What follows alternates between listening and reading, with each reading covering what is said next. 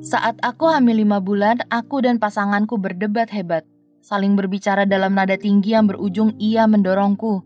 Saat ia meminta maaf, ku katakan padanya, "Kamu tidak hanya mendorongku, tapi juga mendorong bayimu."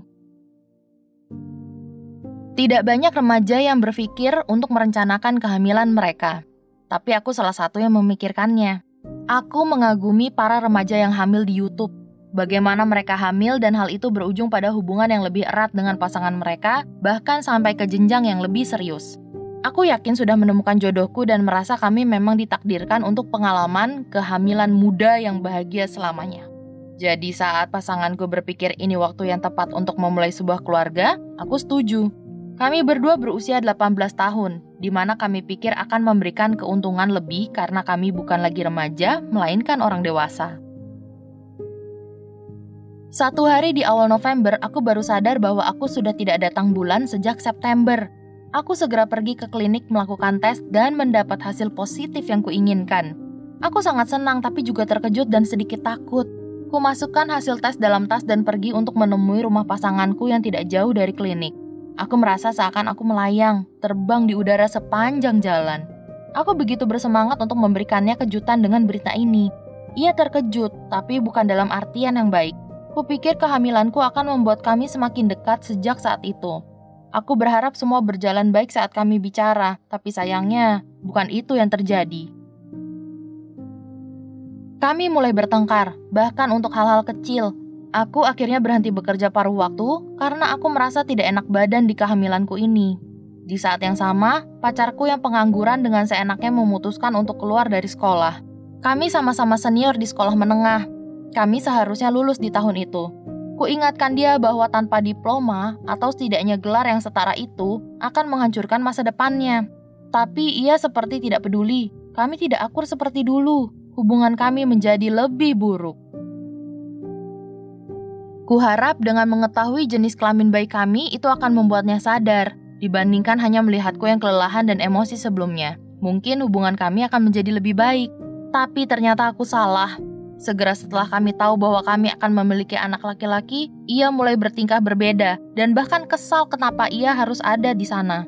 Saat itu aku ingin menangis, tapi aku ingin menahannya demi bayi kami. Aku harus kuat. Saat usia kehamilanku sekitar 5 bulan, kami bertengkar hebat. Aku tidak ingin membicarakan hal ini lagi, kataku. Tidak, aku tidak akan membiarkan ini. Kita harus membicarakannya, katanya. Aku berusaha pergi dari rumahnya tapi ia menghalangi pintu dan memegang gagangnya sehingga aku tidak bisa lewat. Aku berusaha membuka pintu tapi ia menepis tanganku dan berteriak. Ia menjadi menakutkan dan aku hanya ingin pergi. Setelah berbagai usaha untuk meraih pintu, ia mulai mendorongku. Setiap kali aku berteriak hentikan, ia akan terus melakukannya.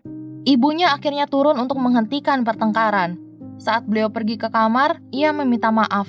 Aku tidak banyak bicara padanya, hanya memberitahunya, "Kamu tidak hanya mendorongku, kamu juga mendorong bayi kita." Aku akhirnya pergi ke rumah temanku dan menceritakan apa yang terjadi. Kuputuskan untuk meminta bantuan polisi. Kami tidak banyak bicara setelah itu. Tapi perlahan kami mulai berbaikan. Maksudku, bagaimanapun juga dia ayah dari anakku. Keadaan tidak begitu buruk tapi kami jelas-jelas mengalami pasang surut. Kami berdua menyadari bahwa kami tidak siap untuk apa yang kami rencanakan beberapa bulan lalu dan apa yang akan datang nanti. Kami berpikir hal terbaik yang dapat kami lakukan adalah menyerahkan bayi kami untuk diadopsi. Kupikir kami akan memiliki beberapa waktu ke depan untuk memikirkan tentang adopsi. Tapi di kehamilan 25 minggu, aku mulai merasakan apa yang kukira kontraksi palsu. Esoknya aku pergi ke dokter untuk pemeriksaan rutin. Dan saat ku beritahu dokter tentang rasa sakit yang kurasakan, ia memeriksa kandunganku dan melihatku serta berkata dengan tenang, "Aku akan merujukmu ke rumah sakit karena kamu sudah pembukaan dan aku bisa melihat ketubannya." Pembukaan? Di minggu ke-25? Apakah itu mungkin? Aku tidak mungkin melahirkan anakku di usia 25 minggu. Panik, takut, khawatir, semua emosi itu terus-menerus berada di pikiranku selama perjalanan 1 jam ke rumah sakit dari tempat di mana aku tinggal yang dapat merawat bayi prematur. Dokter memberitahu pacarku dan aku bahwa bayi kami memiliki kesempatan 50% untuk selamat apabila ia lahir sekarang. Untungnya, itu tidak terjadi. Bagaimanapun juga, aku menghabiskan 3 minggu istirahat total, di mana aku harus menghadapi, aku tidak bisa menghabiskan waktu bersamamu. Dan tidak ada yang dapat dilakukan di sini. Dan lainnya, berupa keluhan terus-menerus. Dia begitu kasar dan sangat tidak menghargai orang lain. Malam saat bayi kami lahir, ia tidak ada di sana, yang adalah kabar baik karena aku tidak ingin ia ada di sana. Itu adalah momen yang indah, tapi bayiku harus segera dibawa setelah kulahirkan. Aku hanya bisa menyentuh tangannya, kemudian ia dibawa langsung dan dipasangkan alat bantu pernafasan. Ia lahir di usia 28 minggu. Dengan kelahiran prematur, aku harus membatalkan proses adopsi. Maksudku, aku akan melewati masa di mana aku ada di sana dan menjalin ikatan dengannya hingga ia cukup kuat untuk pergi ke satu keluarga. Akan cukup sulit untuk berpisah setelahnya. Dan meskipun aku tidak diharuskan untuk tinggal dan merawatnya, aku tidak bisa meninggalkannya di rumah sakit dan pergi begitu saja seakan tidak ada yang terjadi. Bayi kecil itu membutuhkanku. Aku bisa merasakannya. Setelah 4 bulan yang sulit anak kami berada di NICU, ia akhirnya diperbolehkan pulang. Aku mulai berharap lagi. Kupikir semua antara aku dan pasanganku akan menjadi lebih baik karena masa-masa sulit itu sudah berlalu. Hingga satu hari ia datang ke rumah baruku untuk melihatku dan bayi kami. Aku memberitahunya aku sangat lelah hingga tidak memiliki waktu untuk mandi beberapa hari karena harus mengurus anak kami sepanjang waktu. Ia menyarankan agar aku pergi mandi dan berkata akan menjaga bayi kami.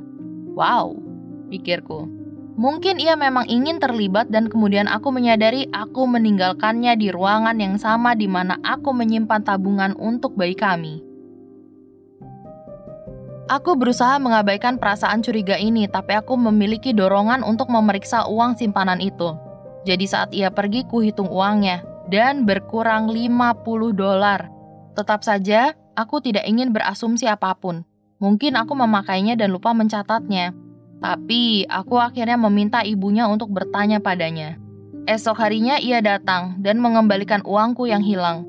Ia mencuri dari anaknya sendiri.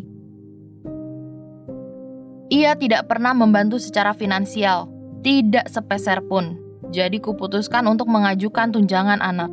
Menunjukkan dokumen itu padanya tidak mudah, dan yang dapat ia katakan adalah, "Ini akan menghancurkan hidupku."